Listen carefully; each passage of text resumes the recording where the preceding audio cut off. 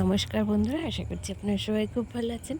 আজকে একটা অন্য রকমের ভিডিও নিয়ে এসেছি, পুরোই অন্য। আজকে একটা জঙ্গলের জিনিস, যেটা খেতে খুব সুস্বাদু। অনেকে হয়তো খানো পছন্দ করেন না, কিন্তু আমরা এটা খেতে খুব ভীষণ পছন্দ করি। আর এটা ইলিশ মাছের মাথা দিয়ে যদি হয় তাহলে তো কোনো কথাই নেই। আমাদের মানে খুব একটা প্রিয় খাবার হলো এই কচুর শাক। তো সেটা আমি রান্না করব বাইরে কাঠের উনুনে। তার জন্য এই যে প্রথমে কড়াইয়ে মাটি আর ছাই দিয়ে লেপে নিচ্ছি। এক সময় যেটা আমি কখনো ভাবতেই পারতাম না।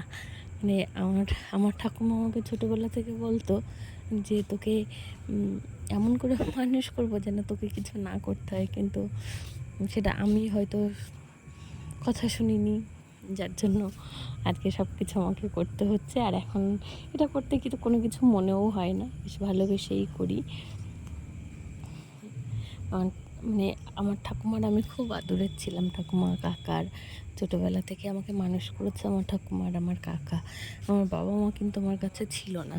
মানে বাবা চাকরির জন্য অন্য জায়গায় থাকতো, আর আমাকে পড়াশুনোর জন্য এখানে পাঠিয়ে দিয়েছিল। ঠাকুমার কাকা বেশ আদর করে যত্ন করে মানুষ করেছে।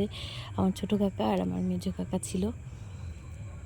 আমাদের 4জনার সংসার ছিল। খুব আদরের ছিলাম আমি, কিন্তু আদরের ছিলাম বলে যে একদম তোলা করে রাখতো আমাকে তেমন না। আমরা কিন্তু সব কিছুই করতাম, মানে খেলতাম, ঘুরতাম, বাইরে সব জায়গায় যেতাম। এমনকি আমার কাকা যখন মাঠে কাজ করতো, আমি ভাত নিয়েও গেছি কাকার জন্য।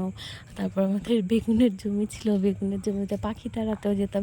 সে অন্যরকম একটা জীবন ছিল, খুব ভালো ছিল আমার ছোটোবেলা বড়োবেলা। এখনকারও মানে আমার জীবনটা বলতে পারেন, আমি মনে করি অনেকের থেকেই ভালো। আমি ছোটোবেলাও যেমন ভালো ছিলাম, এখনও তেমনি ভালোই আছি। আর ভবিষ্যৎ জীবনেও যেন ভালো থাকতে পারি সেই আশীর্বাদ করবেন। মানে যদি সুস্থ থাকি তাহলে আমি ভালো থাকবো, সেটা আমি জানি। আর এই যে আমার এরা উঠে গেছে, এরা খেলা করছে বাইরে, জুতোর দোকান করছে।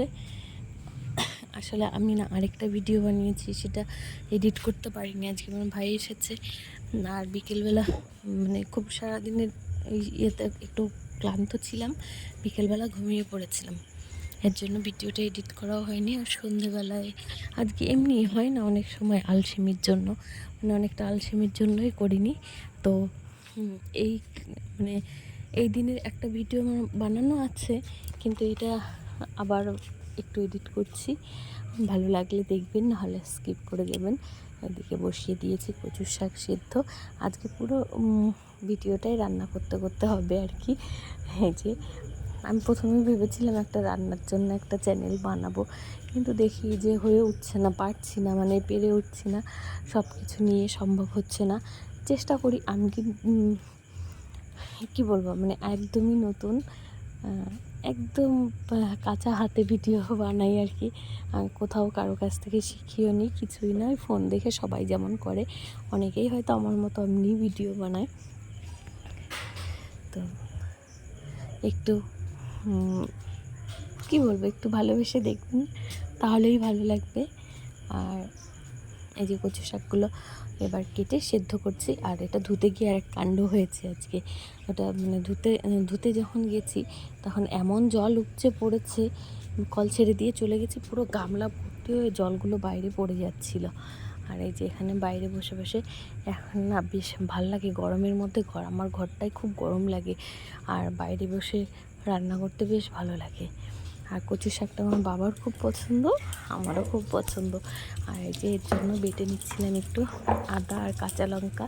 তো চলুন আমার সাথে আপনারাও আজকে আমার রান্নাটা দেখুন কেমন হয়। আর যদি ভালো লাগে তাহলে আপনারা একবার করে দেখবেন। আমি কিন্তু এটা রান্না করার জন্য, মানে রান্নার রেসিপি হিসেবে বলছি না, এমনি ভালোবেসে মনে হলো যে শেয়ার করি, তাই জন্যে এটা একটা আলাদা ভিডিও বানাচ্ছি।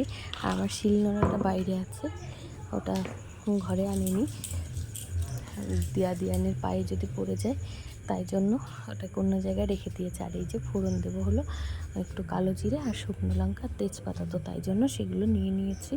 আর এই যে কড়াইতে দিয়ে দিচ্ছি তেল, সাদা তেল বেশ কিছুটা পরিমাণে। আর এই যে এগুলো সব যত প্যাকেট ট্যাকেট থাকে, ঘরে কাগজ এক্সট্রা যা জিনিস থাকে সেগুলোকে পুড়িয়ে দিই, তাহলে ঘর বাড়িও পরিষ্কার থাকে, আবার এদিকে রান্নাটাও হয়ে যায়। আর এগুলো সব গরম হয়ে গেছিলো, এবার ওর মধ্যে দিয়ে দিলাম যেগুলো বেটে রেখেছিলাম, আদা, কাঁচা লঙ্কা, আদা। আর আজকে একদম নিরামিষ কচু শাক রান্না করবো। এর মধ্যে মাছের মাথাটাটা কোনো কিছুই দেবো না, বাদামও দেবো না, ছোলাও দেবো না। অন্যদিন নিরামিষ করলে হয়তো বাদাম দিই কিংবা ছোলা দিই, আজকে শুধুমাত্র একটু ঘি দিয়েই নামিয়ে নেবে। যে কচু শাকটা দেখুন কি সুন্দর সেদ্ধ হয়ে গেছে, একটু বেশি করেই করেছি যাতে দুদিন হয়ে যায়। মামিমা দিয়ে গেছিলো, মানে আমার ছোটো ছোটো ছোটো মামাই ছোটো মামা তো এখানে থাকতো না, অন্য জায়গায় থাকতো। আর তার আগে যে মামা ছিল ওই মামা, মানে মামার শ্বশুর আজকে নেই, মামি আছে। মামি আসে মাঝে মাঝে। মামি আমাদেরকে খুব ভালোবাসে, আমরাও মামিকে যথেষ্ট ভালোবাসি যতটা সম্ভব। কিন্তু যাওয়া হয় না মামা বাড়িতে, আসলে দিয়ানকে নিয়ে না আমি কোথাও যেতে পারি না। এবার ওইগুলো যে মশলাগুলো যখন ভাজা ভাজা হয়ে গেছিলো, এবার তার মধ্যে কচুর শাকটা ঢেলে দিলাম। এবার কচুর শাকটা ভাজতে থাকতে হবে, অনেকক্ষণ সময় লাগবে। আসলে এই জলটা না কিছুতেই মরতে চায় না, মানে শুকোতে অনেক দেরি লাগে। এর জন্য বাইরের উনুনে দিয়েছি, গ্যাসে করলে তো আরও অনেক বেশি সময় লাগে। এই কচু শাক কিন্তু যত বেশি শুকনো হবে তত বেশি টেস্টি হবে। তো খুব ভালো করে একদম জল যেন এক ফোঁটাও রস যেন না থাকে, তাহলে দেখবেন খুব ভালো হবে। আর এটা না একটু মিষ্টি মিষ্টি খেতেই বেশি ভালো লাগে। এর জন্য আমি এর মধ্যে 1 মুঠ মতো চিনি দিয়ে দেবো, তাহলে খেতে আরও বেশি ভালো লাগবে। এই যে দেখুন রান্নাটা প্রায় হয়ে এসেছে, সব কিছু দিয়ে দিয়েছে। এর মধ্যে আমি অ্যাড করেছি একটুখানি জিরে গুঁড়ো আর একটু ঘি। একদম শুকিয়ে গেছে, এবার এটাকে কড়াই থেকে নামিয়ে নিলাম। আর কি বলবো, যদি ভালো লাগে তাহলে আপনারা অবশ্যই বাড়িতে একদিন করে খাবেন। আর সবাই ভালো থাকবেন, সুস্থ থাকবেন এই গরমে।